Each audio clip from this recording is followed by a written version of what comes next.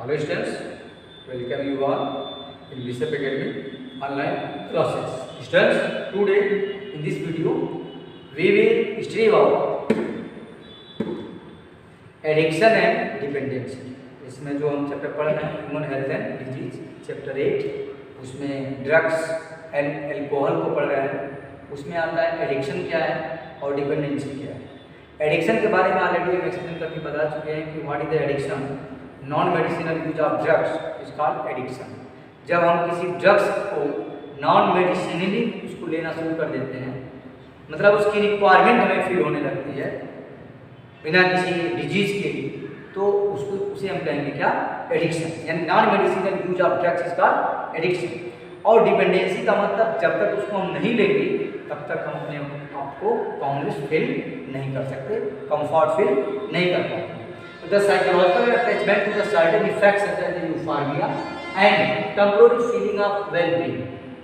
जैसे एडिक्शन, जो addict people's होते हैं, चाहे वो टोबैको का एडिक्शन है या अल्कोहल का एडिक्शन है, तो वह जब तक उसको लेंगे नहीं तब तक वह यूफोरिया का मतलब एक सेंस ऑफ वेलनेस या आगे आप ये फीलिंग वेलबींग, अपने आप को एक टेम्पोररी वेलबींग फील करते हैं, ठीक है, प्लेजर फील करते हैं।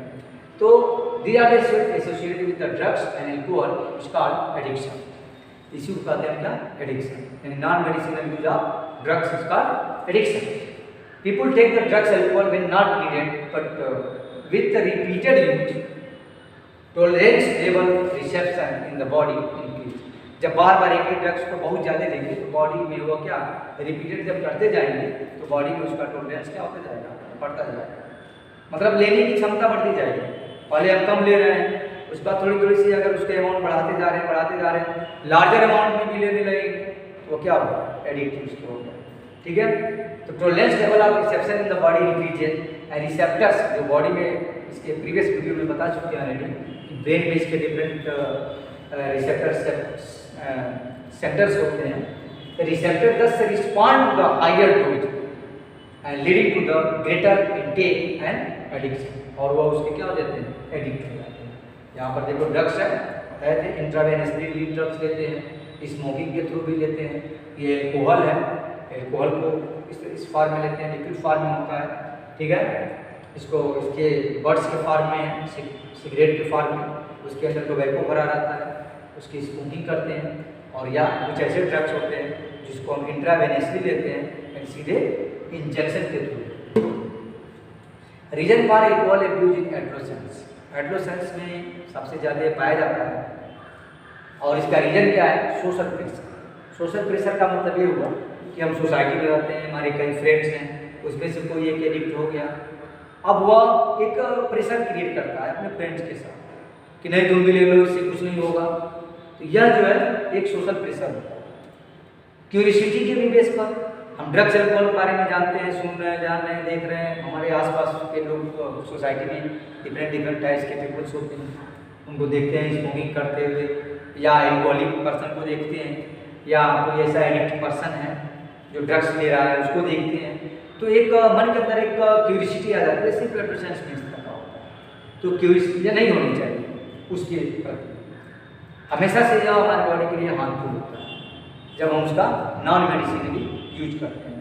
तो क्यूरियोसिटी भी एक है, नीड फॉर द एडवेंचर के लिए, एक्साइटमेंट के लिए एंड एक्सपेरिमेंट के भी बेस पर कुछ एडोलेसेंस के जो एज में होते हैं, कुछ एक एक्सपेरिमेंट के तौर पर लेते हैं कि चलो देखते हैं, खाते हैं, देखते हैं क्या होता है, ठीक है। तो इससे उसके एडिक्ट हो जाते हैं धीरे धीरे। तो इसके from the stress, depression and frustration, कुछ लोगों को किसी चीज़ का स्ट्रेस है, एग्जाम का स्ट्रेस या अदर चीज़ों का स्ट्रेस, या किसी भी तरह का स्ट्रेस है, मतलब तो ज़्यादातर लोग स्ट्रेस में ही है, ठीक है, या डिप्रेशन में है। तो डिप्रेशन को या फ्रस्ट्रेशन में है, किसी चीज़ का फ्रस्ट्रेशन हो गया, तो उसको कम करने के लिए उनके अंदर, अभी बताया ना, फार्मिया उनके अंदर आ जाती है, जैसे कुछ समय के लिए अपने आप को वो वेलबींग फील करते हैं, तो उस केस में भी वह एल्कोहल को या ड्रग्स को लेना शुरू कर देते हैं एडोलेसेंस में।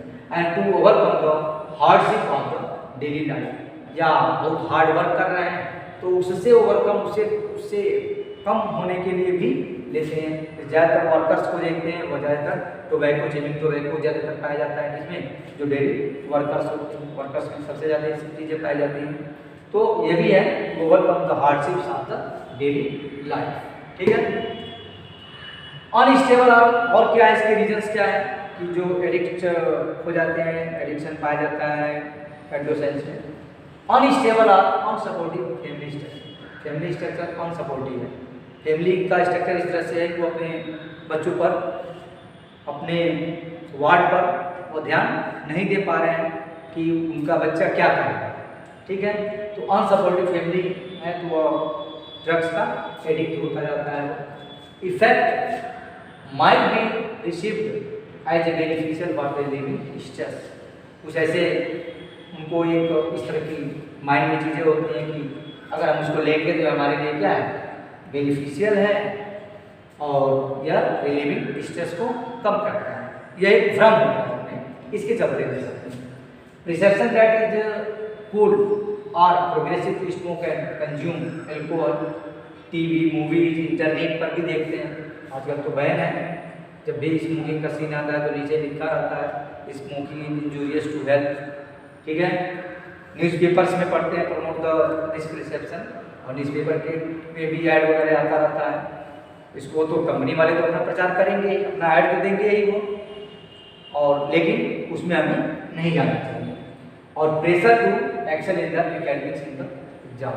कभी कभी एग्जाम्स वगैरह का प्रेशर होता है और कोई एडवाइस कर दिया कि नहीं, अगर हम ये चीज़ दे रहे हैं तो हमें जो है काफ़ी कॉन्फिडेंस फील हो रहा है, काफ़ी अपने आप को रिलैक्स फील कर रहे हैं, तो उसके चलते भी वह इसके एडिक्ट हो जाते हैं।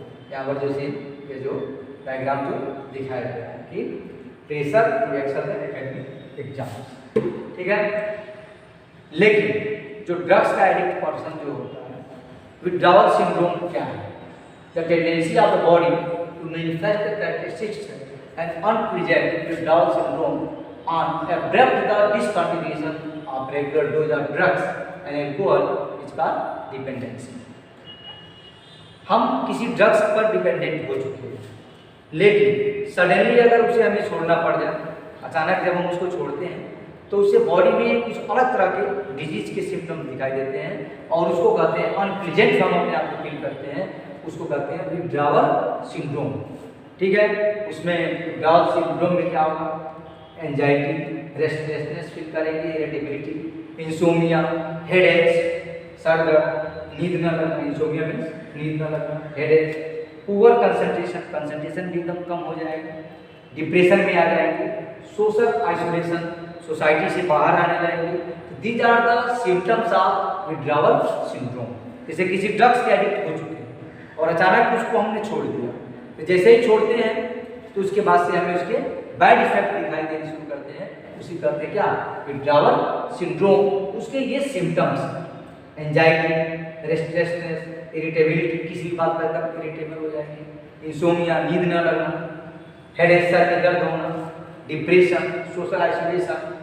तो ये तो साइकोलॉजिकल इफेक्ट है, ठीक है। अब फिजियोलॉजिकल इफेक्ट क्या होता है, फिजिकल इफेक्ट क्या होता है? काफ़ी स्वेटिंग होती है, हार्ट पल्पिटेशन, हार्ट बीट जो है क्या हो जाता है? बढ़ जाता है, muscles tension, tightness in the chest, difficulty in breathing में प्रॉब्लम होती है। तो these are the symptoms of withdrawal syndrome. The person who dependent on drugs, जो ड्रग्स पर पाने से डिपेंडेंस है या उसका एडिक्ट, नशीला या वोमिटिंग या डायरिया के का भी सिम्टम्स दिखाई दे सकता है। These are the symptoms of withdrawal syndrome. Students, you should prepare yourself for board examination. Board examination के लिए अपने आप को तैयार करना है, हर एक टॉपिक को तैयार करना है, ठीक है। साथ साथ एनसीईआरटी के क्वेश्चंस को भी सॉल्व करना है, और एनसीईआरटी के topic to topic, line by line जो है उस चीज़ को तैयार करना है, ठीक है। जो भी हेल्प तुम्हें मिल रहा है उसका पूरा यूज करना है। यह जितनी भी चीज़ें की जा रही है यह स्टूडेंट्स के लिए है, तुम बोर्ड के स्टूडेंट हो, ठीक है।